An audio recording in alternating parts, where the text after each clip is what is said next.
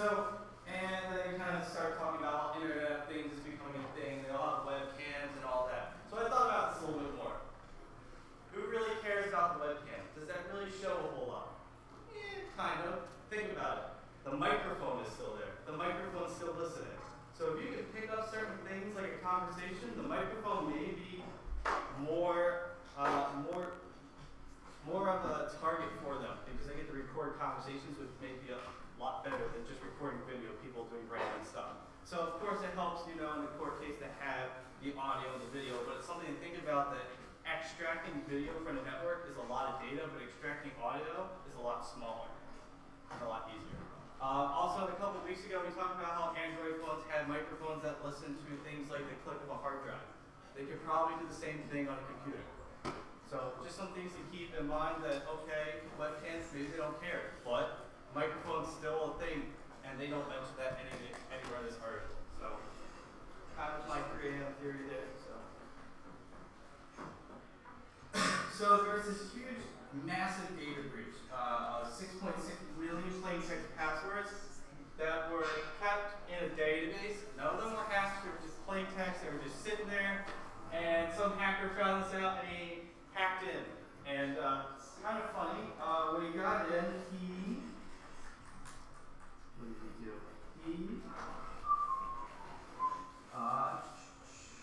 He changed all the user, after he dumped the database, he changed everyone's username to hacked, and then he took everyone's balance and he made it 0. So that's really cool and kind of alarming that someone was able to do that. Like 6.6 million records were dumped.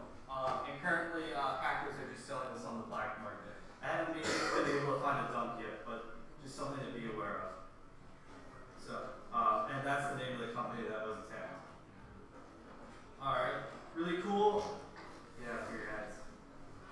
Sure. What is this? Alright. Alright, whatever. I'll worry about it. Alright, so Project Zero came out of this contest that Google will pay you $200,000 to hack their Android. Now there's specific guidelines on what you can do to get this money. So the specific guidelines are, give me one second, just gotta find it. So you can successfully hack the Android Nougat on Nexus 5X and 6P devices. However, the catch, Google wants you to hack these devices, only knowing the device's phone number and email address. So that's the only pieces of information you should know. Also, the only attack vectors that you have are the Gmail app and an SMS text message called Messenger in Android. Those are your only 2 vectors. And the only thing that the user should have to do is open up that email or text message. No other user interaction should happen.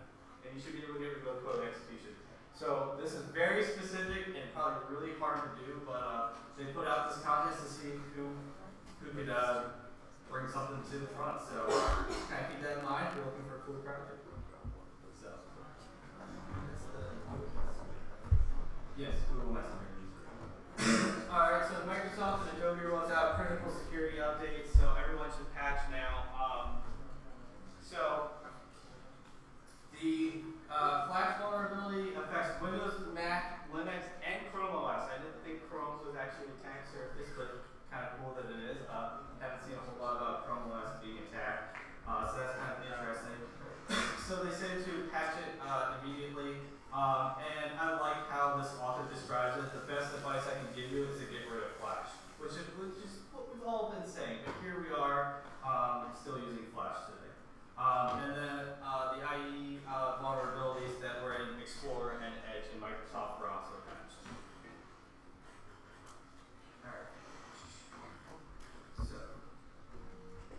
So just keep in mind, Career Fair is Wednesday, September 28th. These are all the locations that you can go to pre-register to kind of beat the lines during Career Fair. So if you want to go look at those later, you can.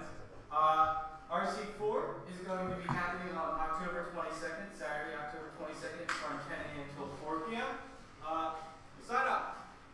It's really cool. It's alright if you don't know something. That's the great thing about learning, is you can learn something cool. And if you need help, that's alright. We're going to pair you up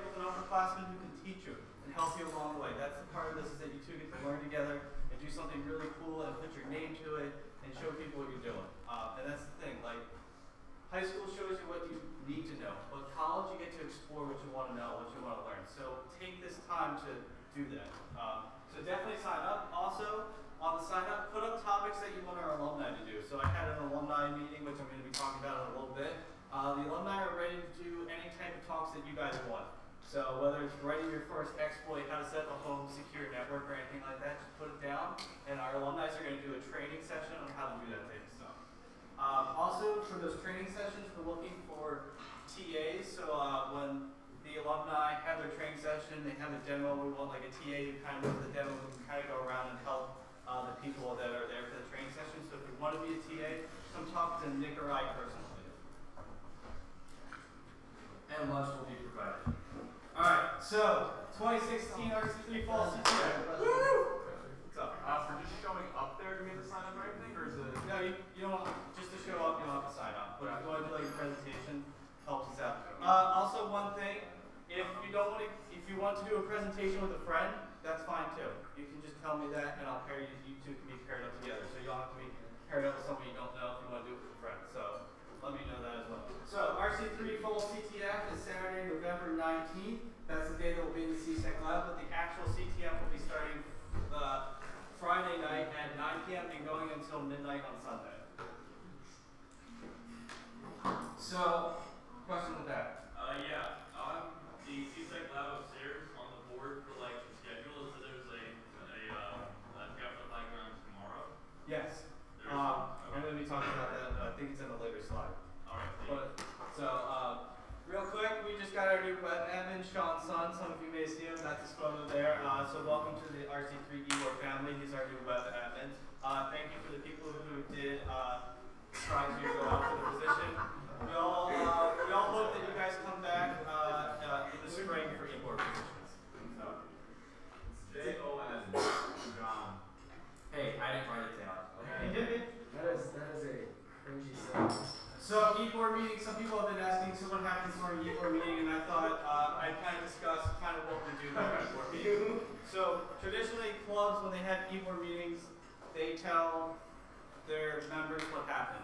Well, during e-board meetings, we talk about things like the CTF and the demos. So we can't necessarily tell you guys that information because we give some people an unfair advantage, and that's the majority of the things that we talk about. So just to kind of give you some quick highlights about the things that we do talk about and what's said and happens in those e-board meetings. So Mike, where were you? In class. That's not an excuse. It's not an excuse, you should dedicate yourself. So we just discussed and coordinated how e-board alumni and sponsors are going to be making challenges for the RC3 CTF. So for the CTF, we're going to be tracking user submissions on who submits the flags for certain challenges, and then if that was a sponsor submitted challenge, we're going to say, hey, this specific person submitted the flag for this challenge. Here's their contact information via email for their RIT email.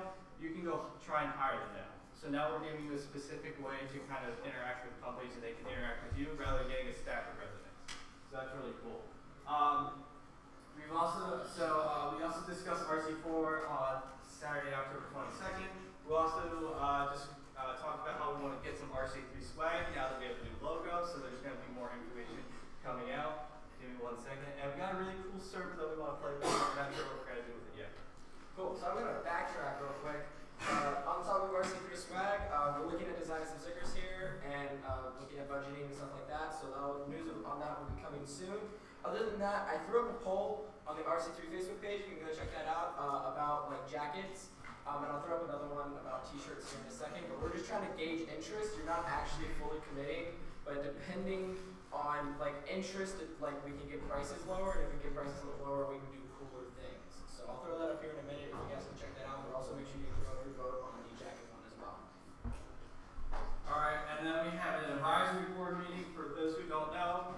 RC3 has an alumni advisory board, so it's a bunch of alumni who have graduated from RC3 and were previous e-board members on RC3. They kind of help and guide RC3 through things and changes that are happening in the industry so that we know how to help you guys better learn. So we know what to teach you and what things you should say, alright, well that's kind of old stuff, that's really not happening, but this newer technology is really happening and you should cover that. So that's what the alumni. They also help us out with RC3 CTF, coming up with those really, really hard challenges to really challenge you guys. So we had that alumni board. If you need help on a project, let me know. Alumni are willing to help you guys out. So if you're doing a cool project and you just need someone to kind of give you some insight on where to go, our alumni are more than welcome to help you guys out. So RC3 Constitution. We're going to do the vote today. Woo! I've been so excited for this. I wrote 17 pages of that darn thing, and I'm ready to finally commit it to us. So does anyone have any issues that they want to bring up now before we vote?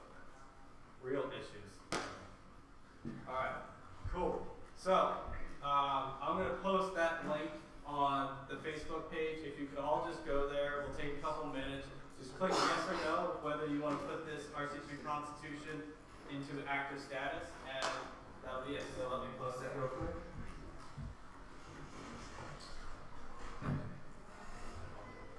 Did we get a sticker that says I voted? No. Talk about this later.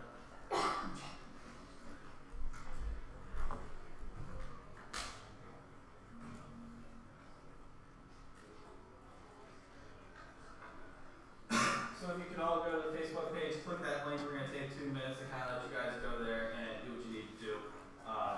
So vote how you want. So only one vote per person. It is set that way.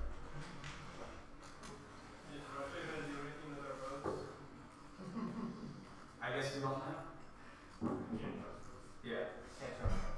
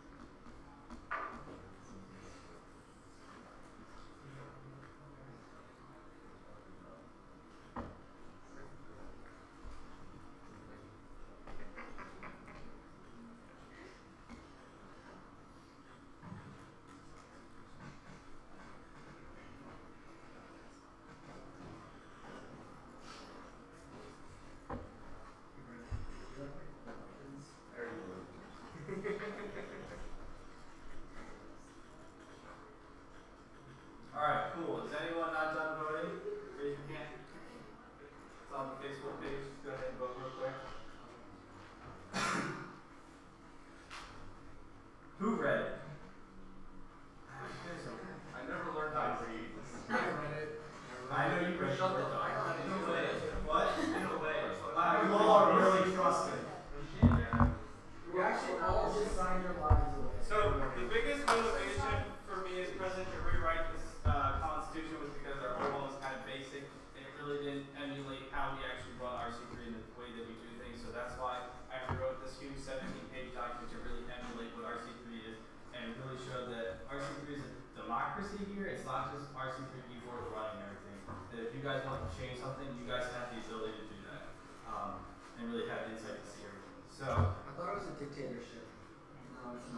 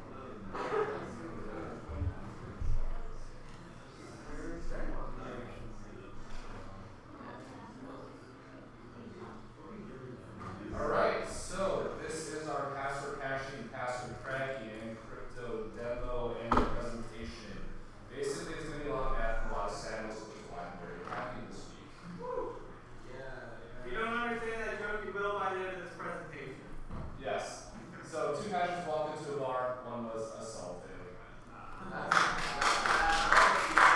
Hey, who's going credit? The best one I found. Sorry. Alright, so obviously this stuff can be used for bad things. Please don't, we don't want to be held responsible. We will not help you get out of jail if you do something that is less than legal with this.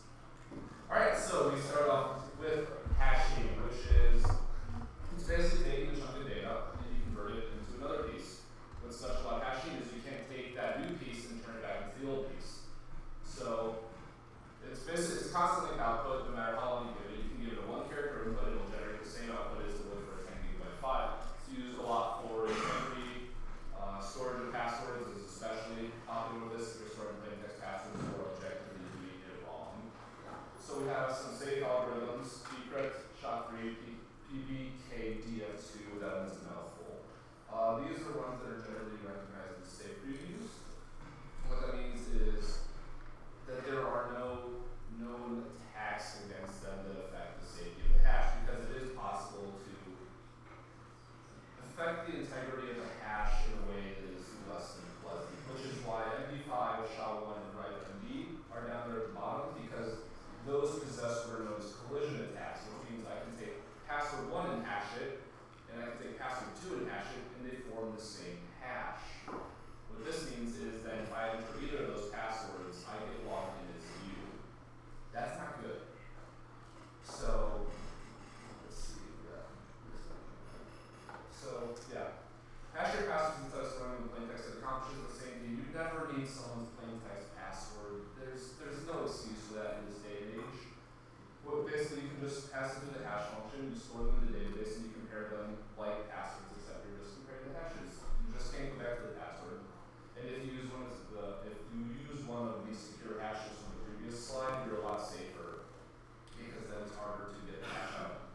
For example, the reason Bcrypt is on there is because it's resistant to GPU-based attacks, which we'll cover later because of the way the algorithm is designed.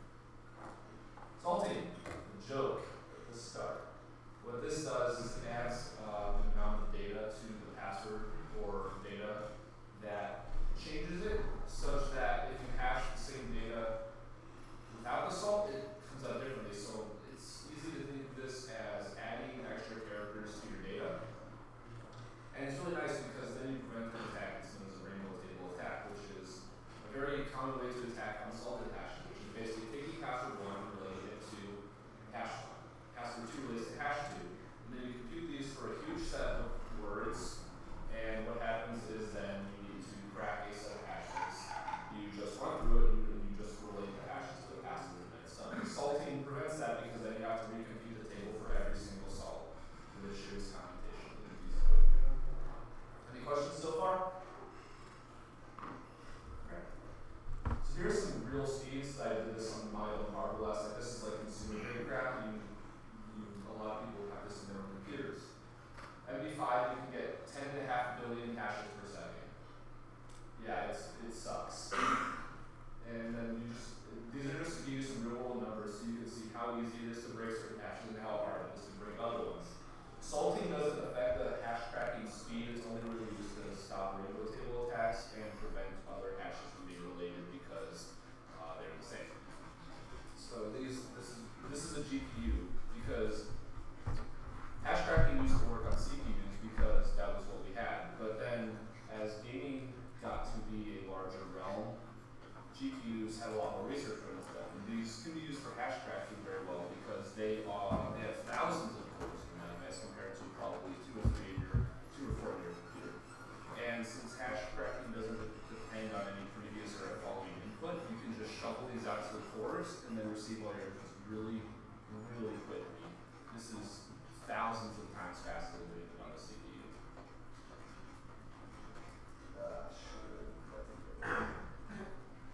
So we have this program which uses hashing called SSD, and what it does is it uses partial hashes of the file. So it'll take chunks of the file, and it will hash them. It won't hash the whole file out. And this is useful because then you can compare certain files together for usually forensics and malware purposes. So you can get an SSD hash of a certain directory that is integral to the system, such as Windows System 32. And And then if a piece of malware gets on there, you can compare the hashes, and it will tell you what files changed and how much they changed. And it can also tell you like which chunk changed, so you kind of have an idea of where it went wrong instead of just saying, hey, something broke over here or somewhere. I don't know where, but it did. And so this is very useful for that sort of application. And you will definitely find use for this if you go to a forensics field or some kind of data recovery. It will be very helpful. Identifying hashes. The hash doesn't tell you what it is. You have to figure that out for yourself. This can be done by a combination of the length of the hash, certain special characters that are present, formatting options that are there. And there's a tool that does this called hash identifier, which is great. It comes already on Kali. You basically just run hash through it, and it will do its best to tell you what hash is given based on the set of rules that the tool has inside of it. So it will basically pass those through certain registers that will say, hey, it has these characters, it can belong to these, it's got this length, it can belong to these, and then it will give you the results of that. Sometimes it will give you more than one, so you have to kind of plug and play, but it does a great job of narrowing it down from every single hash to just a few kinds. Encryption.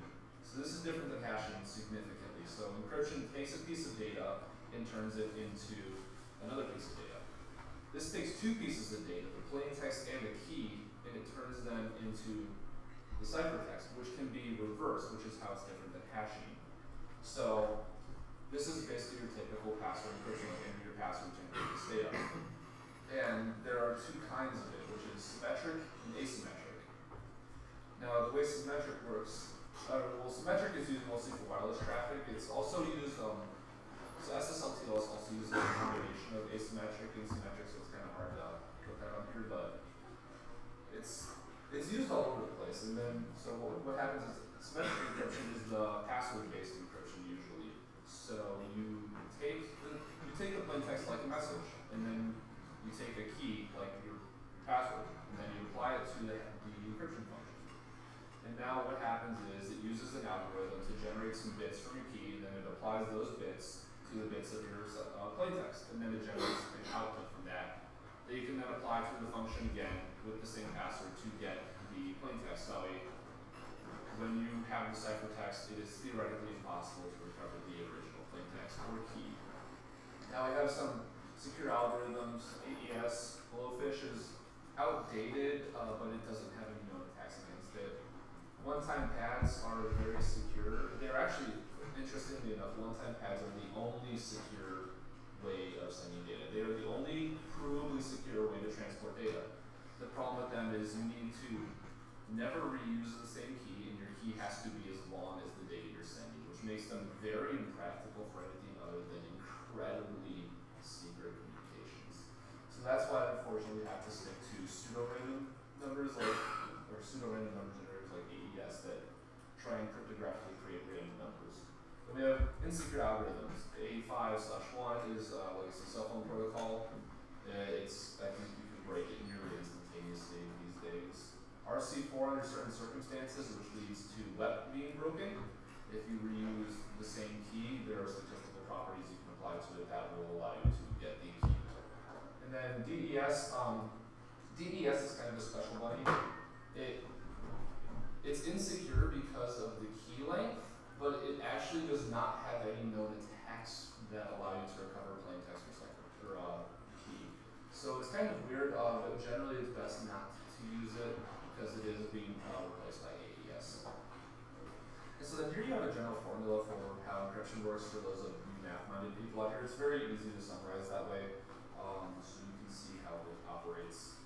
Just from a basic level, this is the standard formula. This isn't how specifically the algorithm works. Anyone have any questions so far? Well, here's just a quick diagram of how they work. This is actually explaining the difference between a block and a stream cipher. So the way a block cipher works is it takes the plain text and the key and it applies it, but then it feeds that output back into the next blocks. So if you have 4 16-byte blocks that you are trying to encrypt, it's going to encrypt the second one with a combination of the first one, and then the third one with a combination of the first and the second. And this allows you to have a bit more security and randomness applied to it. Whereas stream ciphers, which is what A5/1 is, basically anything that operates over A radial wave is going to be a stream cipher as compared to a block cipher. And these operate bit by bit, so it's going to do bit 1 with bit 2, bit 1 with bit 1, bit 2 with bit 2, etc. It's not going to feed bit 1 into bit 0, bit 2 into bit 1, etc. Because it can't do that. It just operates literally on the bits. There's no inherent pluses or minuses to those. Like using a block cipher is not inherently more secure than using a stream cipher. It just depends on how the algorithm is designed and implemented that makes it secure. Alright, now we get to the fun one, which is asymmetric encryption. This is a little weird topic because what happens is the data is encrypted with one password, or one key is encrypted with another. So instead of, in the previous examples where you would encrypt the data with password 1, and then you would decrypt it with password 1, this one you have a different key for encryption, decryption, which allows you to do some really funky stuff. Basically, you have a public and a private key for each person. So you have a sender and you have a recipient. Now, to encrypt data, you use a public key because anyone can encrypt it. You want anyone to be able to send encrypted data to you, right? However, only the recipient's private key is able to decrypt that data because you want to be the only person who can receive that data.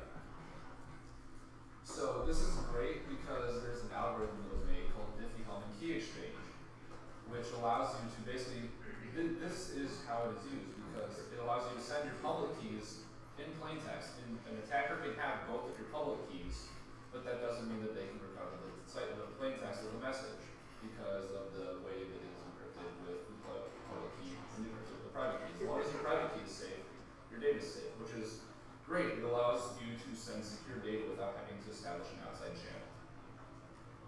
Here's a quick diagram of how it works. So you basically, the sender takes the plain text and the recipient's public key. They use that to encrypt the data. And then when it's in the middle there is generally when an attacker can reach it. However, the attacker doesn't have access to the private keys, so they can't do anything with it. So it gets passed into the recipient puts it through the decryption with their private key, and they get the data back. So that shows you that it uses two different key files for encryption and decryption, which is what makes asymmetrical special. Traditional ciphers are fun. These are book ciphers, outdated ciphers, but they pop up all over the place in CTFs and just fun stuff.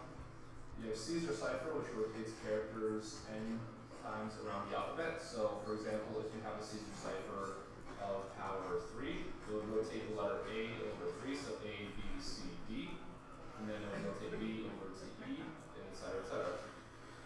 And this was obviously made by Julius Caesar. That's the name.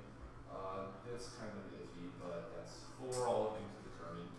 And it sucks. Don't use this, please, for the love of God. You can apply statistical checks to that, or you can just rotate it 26 times and see what looks like English. Next one's the book cipher. These are fun because the key is the book, which is interesting. So the ciphertext is going to basically be a series of number pairs, such as like 10, 1, 3, which will correspond to 10th page, first line, third word.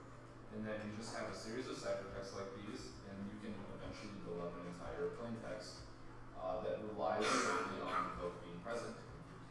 Substitution ciphers are where they're very simple. You just substitute the letter A for the letter L, B for C, C for P, etc. And these also suck, but they come up all over the place because they're very fun to try breaking. You have to apply certain statistical checks to them. So an interesting thing about the English language is that letters occur with a specific frequency based on like what you're talking about. So the letter E is the most common word that is used in the English language. So what you can do is you can apply checks to ciphertext, and what you can do is you can see that the letter, certain letter, like the letter P, occurs the most, which means that it's safe to assume that that is substituted for the letter E. And then you just rinse and repeat this for all the letters in the alphabet, and you can generally get a pretty good replication of the text. You just have to sort of mix and match a couple of letters that messed up. And then the Veneer cipher is interesting. It's like the Caesar cipher, but it uses a multi-character key, so it sort of replicates the key like if you're encrypting a very long string of message. Instead of just rotating everything over 3 characters, it will rotate it over a combination based on an XOR of the It's going to XOR it with a replication of the key over the entire plain text. It's a little hard to explain, but it's very simple. It increases the security of the data because instead of just rotating every single byte over a certain amount, it's going to do a variable amount, and you have to apply certain. You can actually break these though if the ciphertext is long enough because certain bytes will actually rotate the same number amount if they're encrypted in the same one. So if the password repeats enough times, if the password is short and the ciphertext is long, it will actually start showing some of the same statistical properties of the substitution cipher, and then you can apply those techniques and break those. Let's break them. We've got brute force attacks. Those are the stupidest, but they get through as much as possible. Basically, a brute force attack on a cipher is just going to guess 0000, 0001, 0002 until you tell it to stop, until it hits the maximum number of growth or until it succeeds. These are great because they get through the entire key space, so they are not going to leave anything behind. They're bad because they take forever. When I say forever, I mean a lot of these will be computationally feasible. For example, to guess the entire key space of a 128-bit AES key, it takes something like 10 times the length of the time the universe has existed, and that's if you're guessing with every single atom being a computer. It's kind of crazy when you look at the numbers how long it can take to get through the key space of one algorithm. Wordless improve on this based on the fact that people suck at making passwords. So you have, what we basically get is you have a text file where each line has a word on it. And this one corresponds to a password. And so you pass this with a password cracker and it just hashes the password and then it compares that. If it succeeds, then it says, okay, this is the password. And then it repeats this throughout the entire word list until it hits the password and goes through the entire word list. Rainbow tables are a little bit more complicated than this. Basically, they are a word list that relates the password to an already computed hash. This is great if you need to run this over a significant set of data of the same hash. But besides that, they really don't have much purpose. So rainbow tables generally are associated with Windows passwords because they all use the same hash type. You don't really see those too much outside of it. Usually you just compute the word list as needed. And then frequency analysis is what was applied against the substitution cipher, where you check for patterns in the text and the frequency of characters reoccurring based on known patterns in English text. You can find a lot of those statistical tables online. They're very easy to read. There's a lot of tools that will do it for you to tell you what frequency a certain ciphertext is at. Everyone with me so far? Feel free to ask any questions at any point. Okay. OCL hashtag is going to be a great friend of yours. Single best password cracking tool that is out there. It is GPU accelerated, so it goes very fast if you have the proper GPU installed. It also will use CPU if it is needed. They merged the two tools a few months ago, I believe. So there used to be hashtag and OCL hashtag. Hashtag operated on CPU, OCL hashtag used GPUs. They merged the two into one tool, so now even if you don't have a proper GPU set up on your computer, it will work through your CPU, it will just be significantly slower.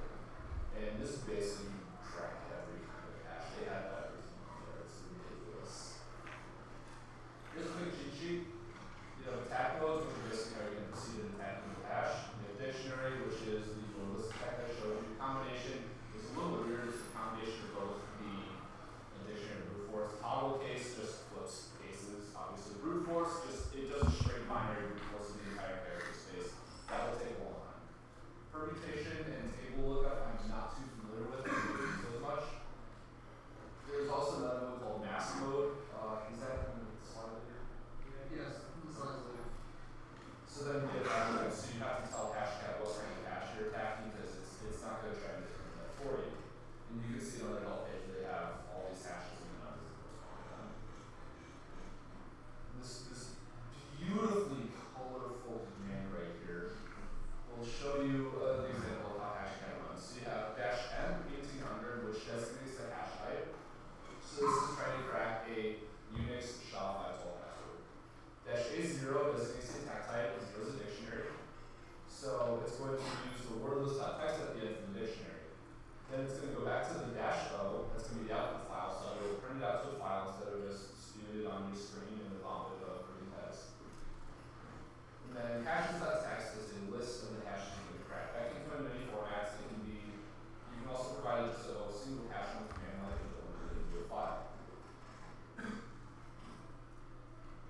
good. Massive attack. Massive attack is probably one of my favorite things about hashtag. What it allows you to do is it allows you to take a known format for the password and apply it to a hash cracking rule. So for example, password %A%D will try and guess password, and then it'll go through every single lowercase letter, and then every number afterwards. So we'll find stuff like password A1, password A2, password A3, and then password B1, password B2, etc. It's a sort of smart brute force, I like to think about it, in that you can specify which character sets and which locations you are looking to attack, which is great if you already know the format that within your brute force and hint this is kind of a big part of this week. Alright, this is a really complicated question. Encoding, encryption, hashing, the difference between symmetric and asymmetric. I have not had a single interview where I have not masked this for anything ever. I have never not been asked this in an interview. You guys should know this. Make sure you understand the difference, and it will definitely set you apart from the people who don't know it, because I can assure you I've encountered a lot of people that don't know what some of this stuff is, much less what the difference is. So encoding is just changing the format of the data, base 64, etc. This doesn't my data. And encoding is reversible without a key, so you just put it into the encoding and you put it back. Convert it's just plain text, just in a different format. Encryption is nearly the same as encoding, but it applies a secret key, which means that you can't recover that original without a key. And then you have asymmetric and symmetric variants. So it's important to know the difference. And then the difference between hashing and the rest of those, where hashing just transforms data but cannot be transformed back. Alright. So we have a couple resources.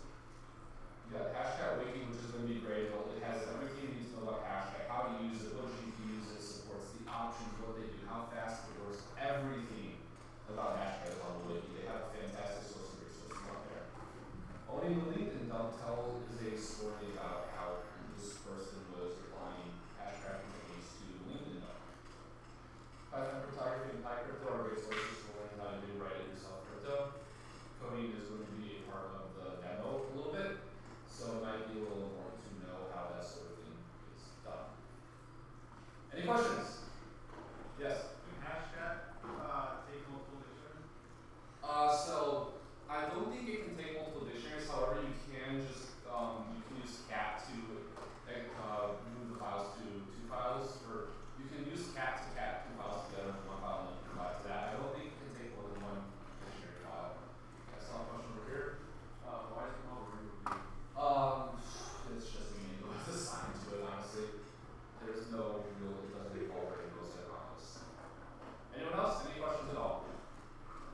Can the mass attack like interchange common keys like 0 for or something like that? Actually, I think it can. I believe that they have an option where you can toggle lead speak. Don't hold me to that. If it can't, that's actually, no, I'm sorry, I'm thinking of something else. So it's going to get through those if you specify a character range. So if you're doing lowercase, uppercase, and digits, it's going to get through that entire range anyways. I have seen tools where they will apply lead speak to input passwords, which is kind of interesting. So for more like advanced stuff with massive attacks, what you can do is you can create like a custom character set. So let's say you want lowercase characters or lowercase characters, uppercase characters. You want that to be like a certain thing. You can make like I think 5 different custom characters that you move through, or you can move through let's say like the numbers and special characters like in the same individual position. So that can also help if you're trying to get through like certain key places. Real quick, if you follow the resource that we gave you about the LinkedIn dump, one of the things he does is he does the first 6 characters, lowercase, and numbers only. The password runs through it because the space and the amount of passwords within there is relatively shorter than when you start to get closer to like 7 or 8 characters. And he cracks a significant amount of passwords in that LinkedIn dump within a short amount of time with only 6 characters. So that's kind of, and he uses that mask technique to go about it. So, real quick. Yeah. I mean,